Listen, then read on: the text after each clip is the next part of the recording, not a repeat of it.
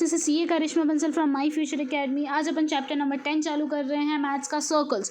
अब ये सर्कल्स क्या है, इसका अपन ने थोड़ा बहुत बेसिक 9th स्टैंडर्ड में किया था। चलिए एक बार तो भी थोड़ा सा बेसिक रिवाइज कर लेते हैं। सर्कल, ये एक सर्कल है। सर्कल मतलब जो अलग अलग डॉट्स को जो सर्कुलर लाइन में है उनको ज्वाइन करके बनता है, उसको मैं सर्कल बोलती हूँ। सर्कल मतलब क्या है? सर्कल मतलब जो कलेक्शन ऑफ पॉइंट से बनता है, जो पर्टिकुलर डिस्टेंस पे है एक दूसरे पे, उसको हम बोलते हैं सर्कल। सर्कल के बीच का जो पॉइंट होता है उसको बोलते हैं सेंटर। एक सेंटर के बिना सर्कल हमेशा इनकम्प्लीट होता है। सर्कल का एक मिड पॉइंट से दूसरे पॉइंट पे, सर्कल के एक पॉइंट पे जो लाइन टच करती है उसको हम रेडियस बोलते हैं। क्या बोलते हैं? रेडियस। वापस सुन लो, मैंने क्या बोला? सर्कल के मिडल से जो सर्कल को एक पॉइंट पे टच करती है उसको हम रेडियस बोलते हैं। कॉर्ड मतलब क्या? कॉर्ड मतलब जो सर्कल को दो पॉइंट पे टच करती है, दो अलग अलग पॉइंट पे टच करती है और वो सर्कल के अंदर ही रहती है, सर्कल के बाहर नहीं जाती है, वो सर्कल के अंदर ही रहती है, उसको हम कॉर्ड बोलते हैं। डायामीटर मतलब क्या? डायामीटर मतलब जो सेंटर से पास होती है, सर्कल को दो पॉइंट पे टच करती है। तुम लोग बोलोगे दीदी ये भी तो दो पॉइंट पे टच कर रहा है। हाँ, डायामीटर एक कॉर्ड ही है। भाई ऐसा पूछते हैं कि सबसे लार्जेस्ट कॉर्ड कौन सा है, तो सबसे लार्जेस्ट कॉर्ड कौन सा होगा? देखो ये सब कॉर्ड है, बस सबसे बड़ा कॉर्ड कौन सा होगा? जो सर्कल के बीच से पास होगा। तो सर्कल के बीच से जो लाइन पास होती है ना, सर्कल के बीच से जो कॉर्ड पास होता है ना, उसको हम डायामीटर बोलते हैं। क्या बोलते हैं? डायामीटर। रेडियस जो होता है वो डायामीटर का आधा होता है। कितना होता है? रेडियस डायामीटर का आधा होता है। एक आते हैं टेंजेंट पे। टेंजेंट मतलब क्या होता है? ये सर्कल है, ये तुम्हारी लाइन है, ये तुम्हारा ये टच होनी चाहिए ये लाइन। ऐसी लाइन जो सर्कल को सिर्फ और सिर्फ एक पॉइंट पे टच करती है उसको मैं टेंजेंट बोलती हूँ। क्या बोलती हूँ? टेंजेंट बोलती हूँ। एक होता है सीकेंट। सीकेंट मतलब जो सर्कल को दो पार्ट में टच करती है और सर्कल को दो हिस्सों में तोड़ देती है इनफैक्ट, और वो सर्कल के बाहर जाती है, वो यहाँ पे अंदर ही नहीं रुकती। अगर अंदर रुक जाती है वो कॉर्ड हो जाता है, पर ऐसे वो दोनों साइड एक्सटेंड होती है तो वो सीकेंट होता है। क्या होता है? सीकेंट। वापस देख लो, सर्कल मतलब समझ आया, सेंटर मतलब समझ आया, radius, chord, diameter, tangent, secant. एक मुझे तुम लोगों को रूल समझाना है, ये रूल अपने दिमाग में बिठा लेना। मेरे को सिर्फ इसका रूल समझाना है, इसको डिटेल में मैं नहीं बता रही, सिर्फ इतना ध्यान रखो। जो एक लाइन है, इस लाइन से जो शॉर्टेस्ट पॉइंट होता है, जैसे बहुत सारे पॉइंट्स है, ये बहुत सारे पॉइंट्स हैं, इस लाइन पे जो शॉर्टेस्ट डिस्टेंस पे जो पॉइंट होता है ना, वो हमेशा लाइन के परपेंडिकुलर होता है। इसको बोलते हैं शॉर्टेस्ट डिस्टेंस थ्योरम। क्या बोलते हैं? Shortest distance point theorem. इसको ध्यान रखना कि लाइन से जो सबसे शॉर्ट पे होता है डिस्टेंस, जो सबसे पास में होता है जो पॉइंट, वो तुम्हारी जो टेंजेंट है या जो लाइन सेगमेंट है उसके ऊपर क्या बनाता है? परपेंडिकुलर बनाता है। वापस ये एक लाइन है, इसमें बहुत सारे पॉइंट है, सबसे छोटा, सबसे नियरर जो पॉइंट होता है, सबसे स्मॉलेस्ट जो पॉइंट होता है, सबसे स्मॉलेस्ट जो लाइन होती है, वो उस लाइन के ऊपर क्या बनाती है? परपेंडिकुलर बनाती है, 90 डिग्री बनाती है। ये एक स्टेटमेंट है, इसको याद रखना, इसको तुमको प्रूफ नहीं करना, बस इसको दिमाग में बिठा लेना।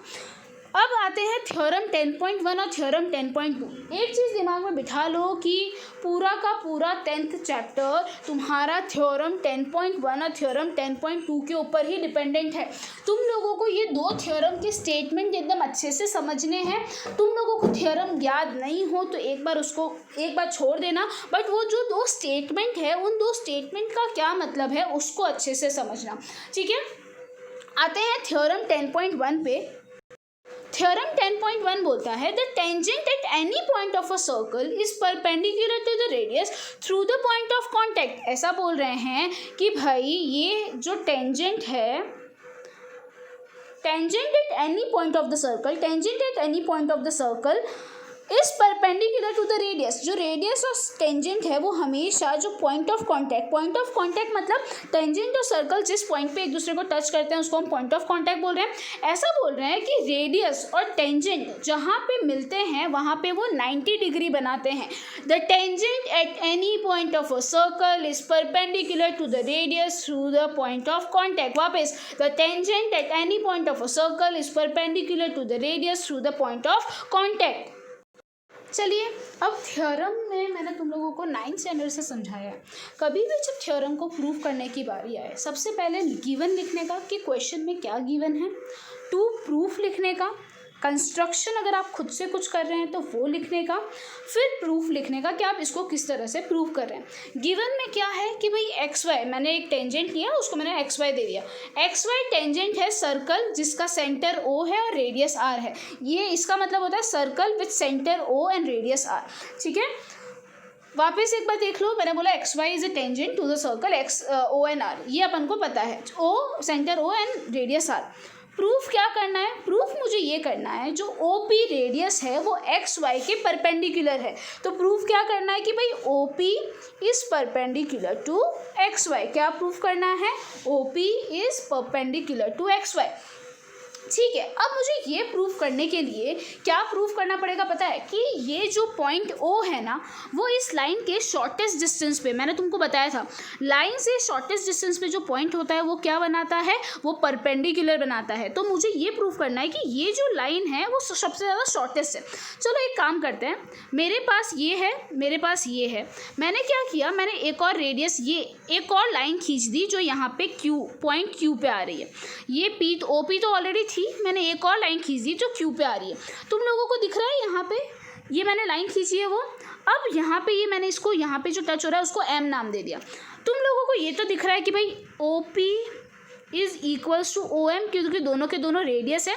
और तुमको ये भी दिख रहा है कि O Q is O M is smaller than O Q. Obvious सी बात है भाई, ये जो पॉइंट एक्सटीरियर है वो इंटीरियर पॉइंट से तो बड़ा ही होगा। तो O Q is smaller than greater than O M, या फिर ऐसा बोलो O M is smaller than O Q.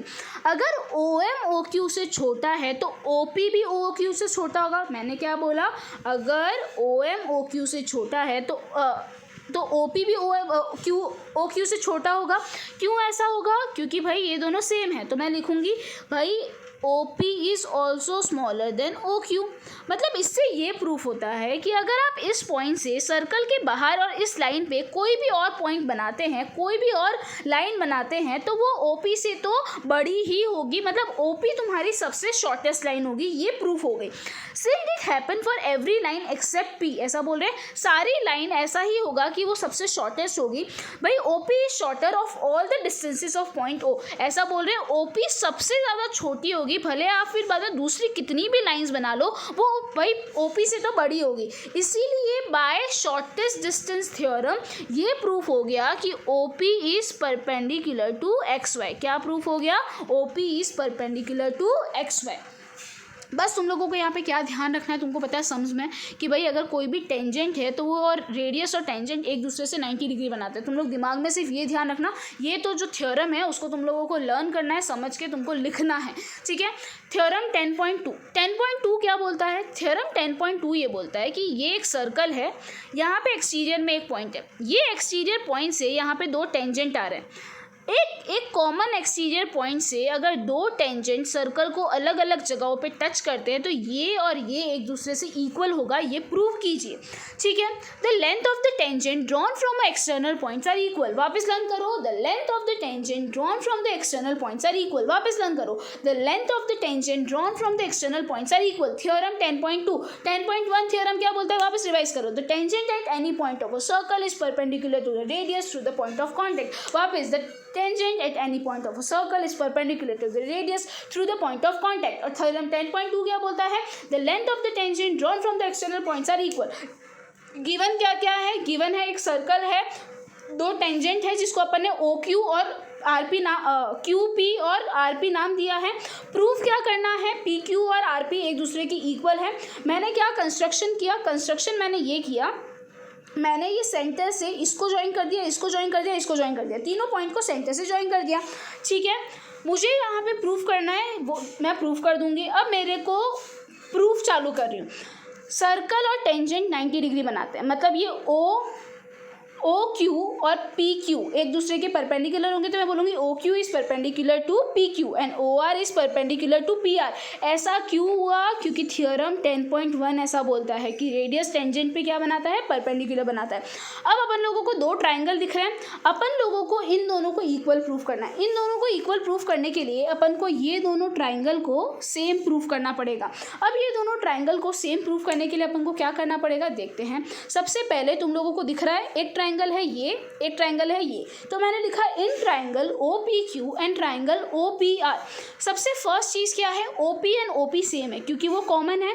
O Q और O R, O Q and O R ये दोनों एक दूसरे के इक्वल होंगे। क्यों ये दोनों एक दूसरे के इक्वल होंगे? क्योंकि दोनों रेडियस है। एक सर्कल के सारे रेडियस एक दूसरे से इक्वल होते हैं, तो ओ क्यू और ओ आर इक्वल है। और भाई एंगल आर भी 90 डिग्री है और एंगल क्यू भी 90 डिग्री है, तो ये भी प्रूफ हो गया। तो भाई आर एच एस, तुम लोग बोलोगे दीदी आर एच एस क्यों लगाया?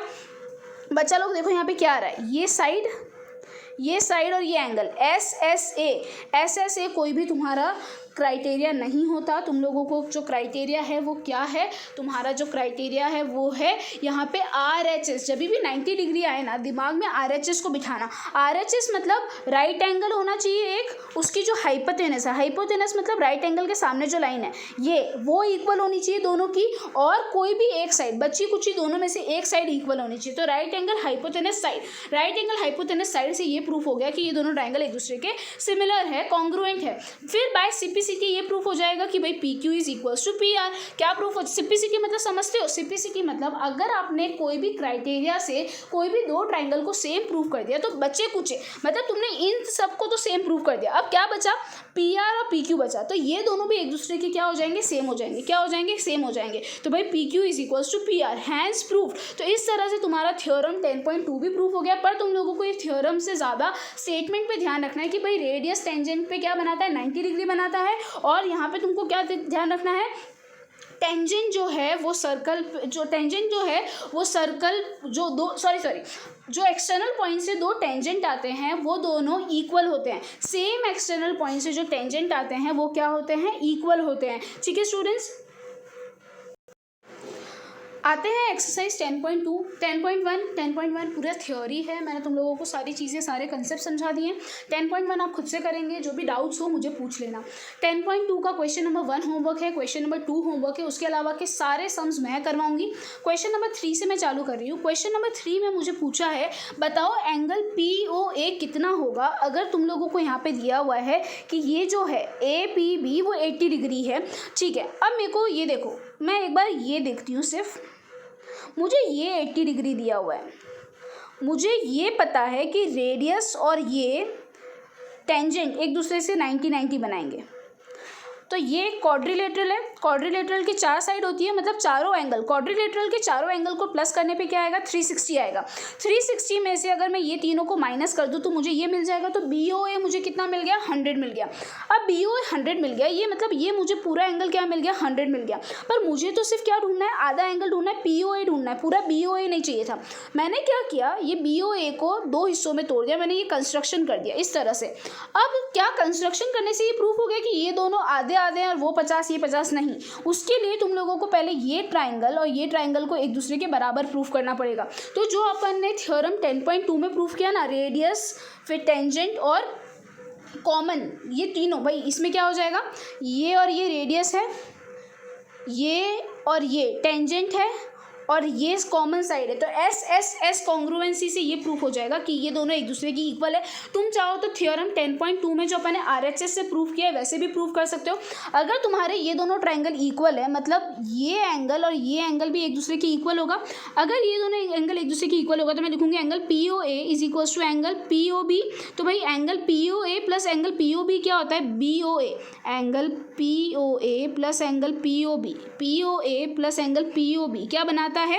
AOB, पूरा AOB बनाता है। तो मैंने लिखा कि भाई ये दोनों एक दूसरे के इक्वल है, अगर इन दोनों को प्लस कर देंगे तो मुझे BOA मिल जाएगा। अब मैं POB की जगह POA लिख सकती हूँ, क्यों? क्योंकि वो दोनों एक दूसरे के बराबर है। तो मैंने लिखा angle POA plus angle POA is equals to POB। तो भाई एंगल POA प्लस POA मतलब 2 POA, और BOA की जगह क्या आ जाएगा? 100। मैंने ऊपर ही निकाला ना, तो POA कितना हो जाएगा 100 divide by 2, therefore POA is equals to 50। ठीक है स्टूडेंट्स, आया समझ? ये वाला सम दिमाग में बिठाओ कि भाई यहाँ पे क्वाड्रिलेटरल बन रहा है, क्वाड्रिलेटरल में आप आपको 3 एंगल्स पता है, एक एंगल निकालना है तो 360 में से वो तीनों को माइनस करके वो निकाल देना। पर यहाँ पे मुझे पूरा एंगल मिला, मुझे इसका आधा, मतलब इसका आधा, अब जरूरी नहीं वो आधा 50 ही हो क्योंकि ये 100 है। 50 प्रूफ करने के लिए पहले जो 2 ट्राइंगल है उसको इक्वल प्रूफ करना पड़ेगा, फिर पता चला ये जो छोटा एंगल है ये छोटा एंगल है इक्वल है तो वो 50 होगा तो ये भी 50 होगा। ठीक है, आते हैं क्वेश्चन नंबर 4 पे। क्वेश्चन नंबर 4 में ऐसा बोला है कि प्रूफ करो कि डायामीटर के पास में जो 2 टेंजेंट बने, एक यहाँ पे एक यहाँ पे, ये दोनों एक दूसरे से पैरेलल है। दिमाग घुमाओ, 9th स्टैंडर्ड में जाओ। 9th स्टैंडर्ड का मैथ्स इसीलिए ही बहुत इंपॉर्टेंट है क्योंकि अब तुमको सब काम आ रहा है।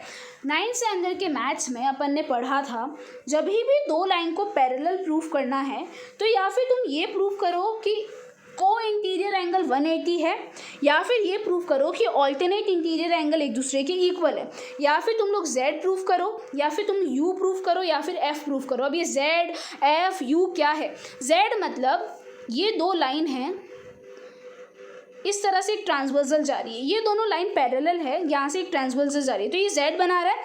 Z बनाता था तो ये एंगल और ये एंगल इक्वल होता था। जब भी ये दोनों एंगल इक्वल होता था तो ये लाइन कंपल्सरी पैरेलल होती थी। सेम ये 2 लाइन है, ये ट्रांसवर्सल है तो ये और ये एंगल एक दूसरे के इक्वल होता था, इसको हम करस्पॉन्डिंग एंगल बोलते थे। और सेम ये दोनों लाइन है यहाँ पे इस तरह से जा रही है, ये और ये एंगल एक दूसरे के इक्वल होता था, इक्वल नहीं होता था, ये दोनों मिलके 180 बनाते थे। Z और F एक दूसरे में इक्वल होते हैं पर U में क्या होता है, ये दोनों एंगल 180 बनाते हैं। तो आप इन तीनों में से कोई भी एक चीज़ प्रूफ कीजिए तो आपका प्रूफ हो जाएगा कि RS PQ के बराबर है। ठीक है, चलो प्रूफ करते हैं। तुम लोगों को ये पता है कि भाई यहाँ से सेंटर से जो टेंजेंट पे लाइन जाती है वो 90 डिग्री बनाती है, मतलब ये 90 ये 90, मतलब ये 90 ये 90, तो दिख रहा है ये Z बन रहा है, ये Z बन रहा है और ये दोनों इक्वल है, मतलब ये क्या है, ऑल्टरनेट इंटीरियर एंगल। तो तुम लोग पहले लिख दोगे भाई ये चारों 90 है, ये और ये दोनों ऑल्टरनेट इंटीरियर एंगल है और ये दोनों ऑल्टरनेट इंटीरियर एंगल है। अगर ऑल्टरनेट इंटीरियर एंगल इक्वल है मतलब जो RS है वो PQ के क्या होगी, पैरेलल होगी। ठीक है स्टूडेंट्स, बहुत ज़्यादा ईजी क्वेश्चन था, इसके अंदर कुछ ऐसा टिपिकल टाइप का नहीं था। इलस्ट्रेशन क्वेश्चन नंबर 5 में तुम लोगों को ये प्रूफ करने को बोला है कि जो सेंटर है ना वहाँ से सिर्फ और सिर्फ एक ही लाइन पास होती है, उसके अलावा कोई लाइन पास नहीं हो सकती। और ये जो है, ये जो लाइन यहाँ पे जो पास हो रही है यही यहाँ पे 90 डिग्री बना रही है। क्या बोल रहे हैं, परपेंडिकुलर पास इज थ्रू, ये जो परपेंडिकुलर पॉइंट है, ये जो P है यहाँ पे परपेंडिकुलर बना रही है। और प्रूफ करो कि ये जो परपेंडिकुलर बना रही है वो पॉइंट O से ही बना रही है।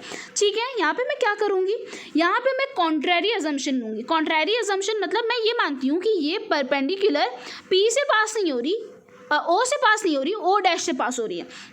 ठीक है, पर मुझे ये तो पता है कि अगर यहाँ से सेंटर से कोई लाइन यहाँ पे आती है तो वो 90 डिग्री बनाती है। और मुझे ये दिया हुआ है कि OPB 90 डिग्री है, O डैश PB 90 डिग्री है। क्यों 90 डिग्री है, क्योंकि मैंने ऐसा अज्यूम किया है कि P जो है वो O डैश से पास हो रहा है। क्वेश्चन में दिया हुआ है कि P जो है वो परपेंडिकुलर है, तो अगर वो O से पास हो रहा है और वो P परपेंडिकुलर है मतलब O डैश PB 90 होगा। अगर एक और लाइन आए जो O से पास होती है तो OPB भी 90 डिग्री होना चाहिए, OPB क्या होना चाहिए, 90 डिग्री होना चाहिए। क्यों, क्योंकि सेंटर से अगर कोई पॉइंट परपेंडिकुलर ये टेंजेंट पे आता है तो वो भी 90 डिग्री बनाता है। पर तुम लोग डायग्राम से ये चीज़ देख सकते हो कि ये दोनों लाइन अलग अलग जगहों पे, अगर ये दोनों लाइन सेम होती मतलब यही पॉइंट O होता और यही पॉइंट O डैश होता, मतलब अगर ये दोनों एक दूसरे को कोइंसाइड करते, कोइंसाइड मतलब एक के ऊपर एक आते, तो मैं बोल सकती हूँ कि ये भी 90 है ये भी 90। पर डायग्राम को देख के साफ पता चल रहा है कि ये एंगल और ये एंगल एक दूसरे के इक्वल नहीं है, मतलब दोनों 90 डिग्री नहीं हो सकते। इसका मतलब अपना जो अजम्पशन था कि जो पॉइंट P है वो O डैश से पास हो रहा है वो गलत है। और मतलब अपन का जो पॉइंट P है वो सिर्फ सिंगल एक ही पॉइंट से पास हो सकता है जो पॉइंट O है। इसीलिए यहाँ पे बोला जाता है कि भाई जो परपेंडिकुलर बना रहा है वो कहाँ से पास होता है, सेंटर से पास होता है। एक बार वापस समझ लेते हैं, एक सर्कल दिया है, ऐसा बोला एक लाइन है, उसके ऊपर एक पॉइंट है P, ये पॉइंट 90 डिग्री बना रहा है। अब प्रूफ करो ये जो पॉइंट है वो O से आ रहा है। अब मेरे को ये प्रूफ करने के लिए मैंने ऐसा बोला चलो वो O से नहीं आ रहा, O डैश से आ रहा है। अगर O डैश से आएगा तो P तो 90 है, तो मैं बोलूँगी O डैश PB तो 90 है। अब ऐसा बोला है कि यहाँ पे मैं मानती हूँ अगर पॉइंट ओ से आता तो ओ पी बी भी 90 होना चाहिए था। क्यों? क्योंकि अगर रेडियस से कोई पॉइंट टेंजेंट पे आता है वो 90 होता है। थ्योरम 10.1 ये चीज़ बोलता है। पर अगर मैं डायग्राम को देखूँ, डायग्राम से क्लियर पता चल रहा है ये दोनों लाइन एक दूसरे के ऊपर नहीं है, ये दोनों लाइन एक दूसरे से अलग अलग है।